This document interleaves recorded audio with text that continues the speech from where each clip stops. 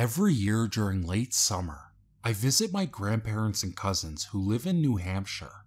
I get quite the culture shock when I'm staying with them, since I live in Los Angeles in a very urban area. If you don't know already, New Hampshire is a very rural state. Most of it is just forests aside from the occasional small town. One of the most difficult parts of living up there for 3 weeks is the complete lack of cell phone service and Wi-Fi. This is because my service provider is AT&T, and they don't cover the area of New Hampshire I was staying in. So I was a city dweller, stranded in the Wi-Fi deprived woods with some relatives for almost a month. One night, me, my mom, grandma, aunt, and 2 cousins were driving home from a local theater house after seeing a musical. The show ended at 10 o'clock, and it was dark outside. The drive home from the theater was about 20 minutes. During the drive, we talked about the show among other things, until we noticed 2 headlights trailing us. We didn't think much of it, because we were still on the main road, so obviously there was bound to be at least one person aside from us. Me, being the paranoid person I am, started to get nervous about how close the car was behind us, and the fact that it was so dark outside made everything worse. Since I was in the back seat, I kept turning my head to try to see who was in the car, but the headlights were too bright, so I couldn't make anything out. My cousins and I tried ushering my mom to pull over into a gas station or something, to see if the car would still follow us or keep driving. My mom reassured us that everything was fine, and eventually the car would turn off somewhere. The adults in the car joked about the situation, and started talking about how this happened to them before a Black Friday a few years back. It's pretty obvious that they weren't as concerned about the car as me and my cousins were. Before we drove past the Wi-Fi cutoff point, I snapped a picture of the headlights behind us and sent it to my friend. It's not much, but you can see a picture of it in the description below. Shortly after I sent him the picture, my Wi-Fi and phone service disappeared, so I couldn't really provide context for the picture.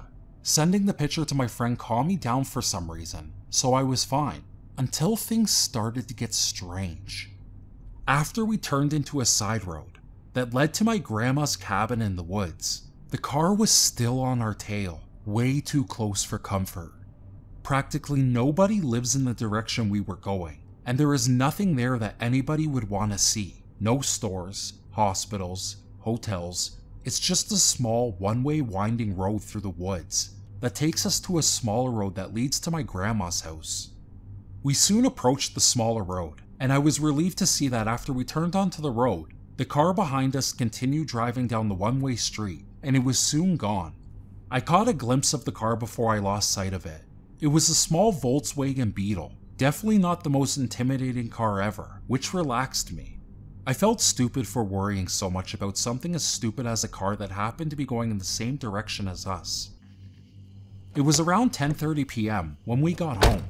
I joked with my cousins about the entire situation, that it was a ghost car or something. I really wished the story ended here, and I could look back at the whole thing as a funny memory, but it doesn't, and unfortunately I can't. We were all really tired after the stressful drive, so we decided to hit the sack early. Everyone else beside me was lucky enough to score their own bed. Meanwhile, I was the only one who had an air mattress to sleep on. I set up the mattress in the living room. It was the only space where the mattress would fit, and I threw myself onto the bed. Even though I was extremely tired, I still had trouble falling asleep. The living room in my grandma's house is also the first room you enter when you go into the house, and there is a big sliding glass door that leads right outside into the woods, across the room. Basically, I had a great view of the darkness outside, and it was less than pleasant. Eventually, I was able to fall asleep. I don't know what time it was when it happened, but it was still dark outside.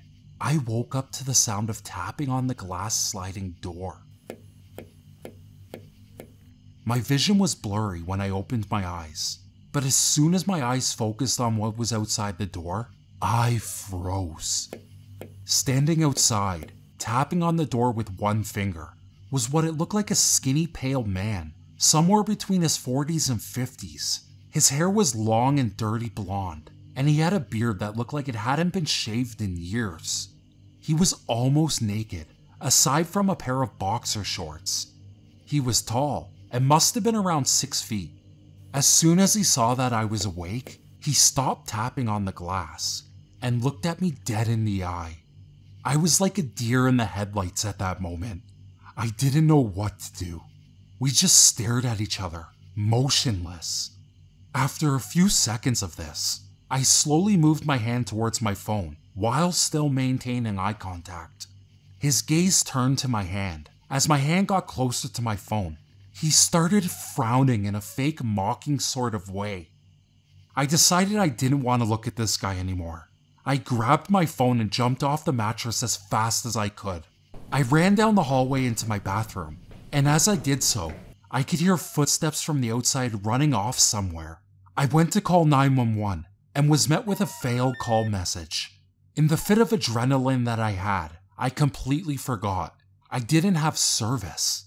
My cousins and aunt have Verizon, which worked better in New Hampshire. I ran into their room and woke them up as I searched for my aunt's phone. They were asking me what I was doing. I don't remember exactly what everyone said, but I remember the first thing I said to them was, There's someone. There's a guy outside the house. My aunt got up slowly, still half asleep along with my cousins. I finally managed to find my aunt's phone. I called the cops as I raced over to the window of the bedroom and looked outside. The Volkswagen was in the parking lot. It was pulling out quickly. I could make out the figure of a man who was at the door in the passenger seat. He wasn't the only one inside of the car. I could see at least 2 more silhouettes inside. I explained this to the 911 dispatcher in real time as it all happened, and though I tried to catch the license plate number, it was too dark to figure out the numbers accurately. The same headlights that were stalking us before were now trying to get away as quickly as possible. The cops showed up to the house a staggering 10 minutes after the car had gone, since we were pretty much shrouded in the woods. By that time, the Volkswagen was definitely far from where we were. The rest of the house was woken up by the flashing lights, and I had to explain everything to them, as well as the cops. One of the officers suggested that they had an undercover cop to look for any Volkswagen coming in the direction of our house. My family agreed that it would be the best idea. My mom and aunt stayed up until the undercover cop arrived, while everyone else, including myself, went back to bed. The next morning, my mom told me that the Volkswagen didn't make any more appearances that night. Apparently the cops told her that the most likely reason the guys were trying to get in was because of a robbery or something similar. The cops also told her that the sliding glass door in the living room was unlocked. I don't know if the guy outside the door knew it was unlocked. I'm just glad he didn't open it.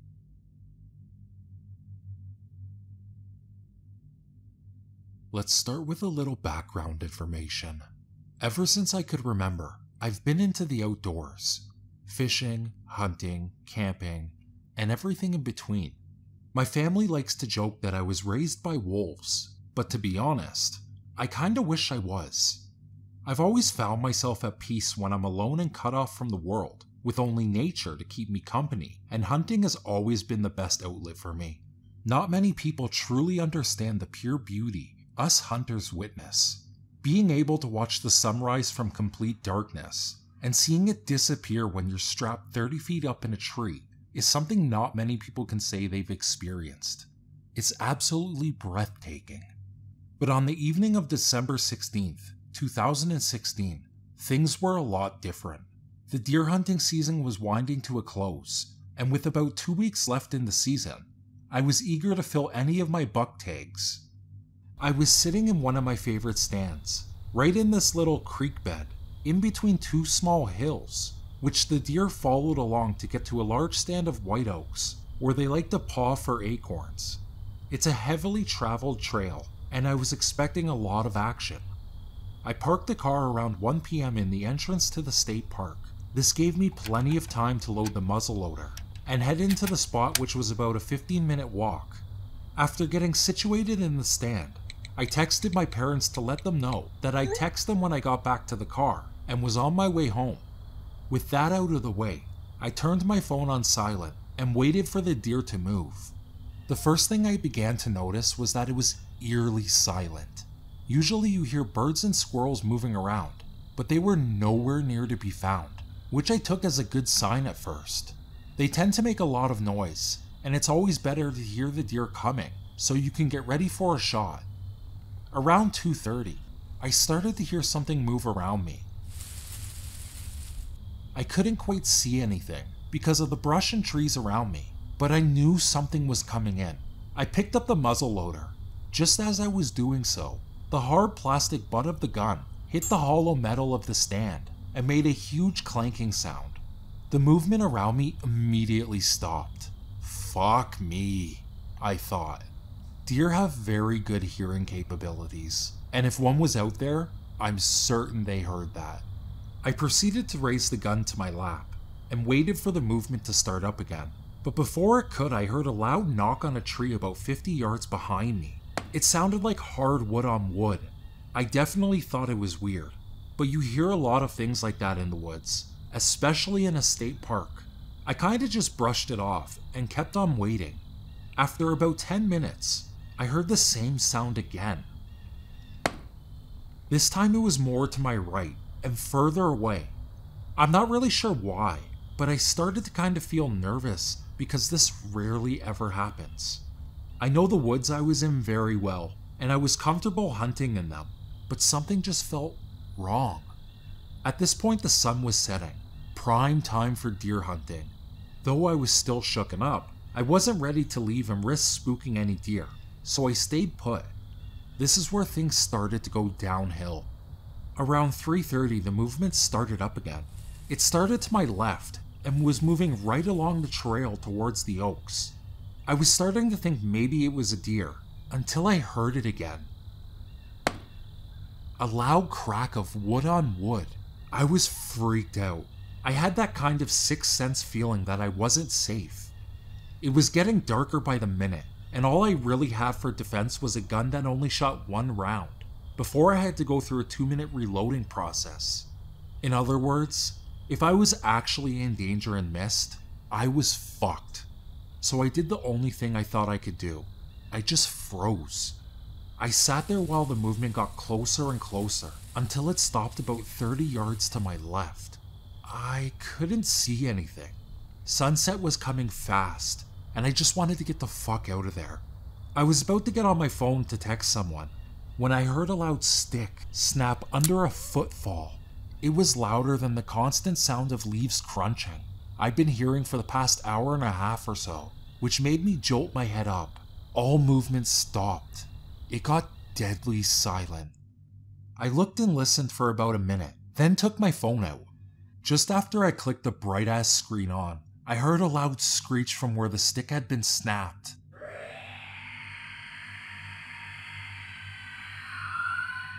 I almost shit myself, and anyone in my situation would have. If you have ever seen Lord of the Rings, the screech sounded exactly like the high-pitched sound the evil kings would make when hurt. It was absolutely terrifying. Whatever it was, it saw me, but I couldn't see it. So I reacted in the only way I thought I could. I took the safety off the muzzleloader, aimed it towards trees and shot. Whatever made the screeching sound got the message, and it took off crashing through the woods. And I was left shaking in my tree stand, trying to reload so whatever that was didn't come back. I waited until I couldn't hear the crashing of branches and leaves, and got out of the stand as soon as possible. I practically sprinted out of the woods with my headlamp on high, and with the gun in my hands the whole time until I got to the car. I threw my shit in the back seat and drove home. I eventually calmed down and acted like nothing happened. I never actually told anyone what happened either. To be completely honest, I didn't want to come off as a pussy who got scared and just ran. But I'm telling you, every time I enter the woods now, I think back to that evening, and it makes me second guess entering a place I was once comfortable enough to call my second home. Many people in Massachusetts are familiar with a place called the Bridgewater Triangle. This is an area in southeast Massachusetts where there is a lot of interesting history and a huge amount of very strange things that have been happening since Pilgrim times. There are a few places in particular where these things happen, and one such place is the Freetown Falls River State Forest. For those of you who don't know, the state forest has a very dark past. There have been cryptic sightings, confirmed Satanists performing rituals in the forest, and murders. Some of those murders are actually tied to the Satanists. With that being said, it's a very beautiful park with a lot to offer, and I myself enjoy fishing and hiking in the park when I head down to visit. But this place is pretty crazy, and I'm not exactly sure why my cousin and his friends would want to camp there. So my cousin and his 2 friends went camping overnight in the woods. This isn't out of the normal for him, because he is also very into the outdoors and has a lot of experience camping, and his friends are similar in that aspect. He told me that it was late June in 2011, and him and his friends were fresh out of school. They were going to be seniors in high school and were pumped about heading into the summer. So like any normal teenage kids, they brought a 30-pack of Natty Ice in with them and set up camp in this clearing. The spot which I've been to is a huge strand of pine saplings that pretty much create a thick wall around them, which was perfect. No one could see them, but they couldn't really see what was around them. Since they were illegally drinking, this was the best place they could find. So they pitched their tent, started a huge fire, and settled in for the night. My cousin isn't really a big drinker, and he thinks Natty Ice is disgusting, so he only had a couple of beers, while the other 2 friends polished off the rest of theirs through the night. Around 1 AM is when some odd things started to happen. First, it was a very bright night. The moon lit up most of their surroundings, but it was still very dark. Another thing to note was that there was barely any wind, which made the woods pretty quiet. He kept saying that it was a beautiful night, and it really sounded like it was. It got dark around 7 PM, and the guys were just hanging out listening to music, talking, joking around, etc. They had heard a few coyotes off in the distance, but nothing close, and they were enjoying themselves. Around 12:30 they started to realize that they wouldn't have enough wood to make the fire last through the night, so they decided to go gather some more.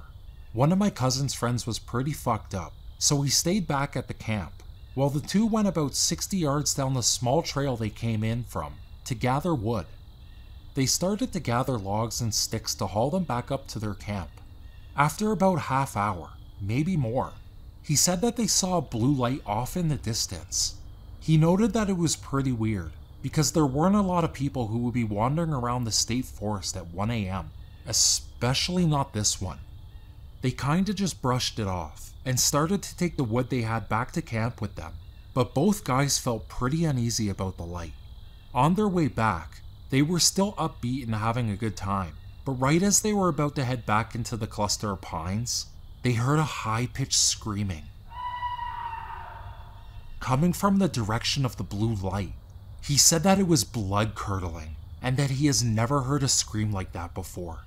It scared the living shit out of them, so they booked it back to the site where they found their friends still hammered, and the fire still going. Now, hearing a loud scream like that would make anyone want to get out of there, but since they were convinced it was another person, they weren't ready to just leave them there if they were hurt. They brought up calling the cops, but they were all drinking and didn't want to get arrested or in trouble with any of their parents. They decided that the only thing they could do was make sure there wasn't anyone who was in danger or hurt, so they decided to go and check out the spot.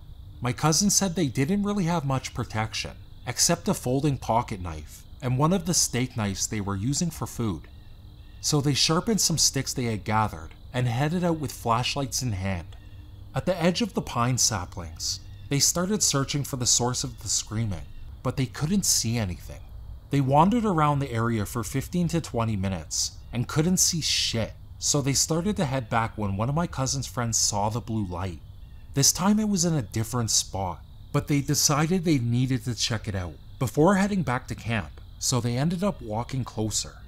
They wanted to make sure they weren't sneaking up on someone, so he said that the guys started talking about guns, to make it seem like they were armed with more than some pointy sticks. They got closer to the light, which they found was an LED flashlight that somebody had dropped. Now they were fucking scared. I mean, they were definitely freaked out by the scream, but that could have been a lot of things, and they knew that. They were familiar with the usual suspects, like a fisher cat, fox, or even an owl, but now they knew it was a person. The guys dropped the light and sprinted back to camp. They couldn't leave all their shit there, or their parents would know something was up, so they just stayed the night. Needless to say, none of them slept that night. Luckily, nothing else really happened until it got light again. They packed up their gear and started out. All the guys agreed not to stay any longer than they needed to, but one of the friends got curious and wanted to see if anything was around the area of the light, just in case they accidentally found a fucking murder site. When they walked up to where the light was, they noticed two things. First, there was a large area that was cleared out. No leaves, no sticks, just a patch of dirt, but it didn't look disturbed. Second, the flashlight was gone. They just added more reason to get out of there, so they left in a hurry and went home. I know they all told a few people, but they weren't eager to report it to the police because they weren't sure if anything actually happened. It was just something odd that happened, and they wanted to keep it quiet. My cousin still goes into the state forest all the time. It's one of his favorite places to be, but he doesn't camp there anymore, and I highly doubt his friends do either. If you enjoyed this video, please comment. Any feedback is totally welcome, and please give it a like or dislike. The choice is in your hands. And last but not least, always remember, I am the words that keeps the birds humming. Join me.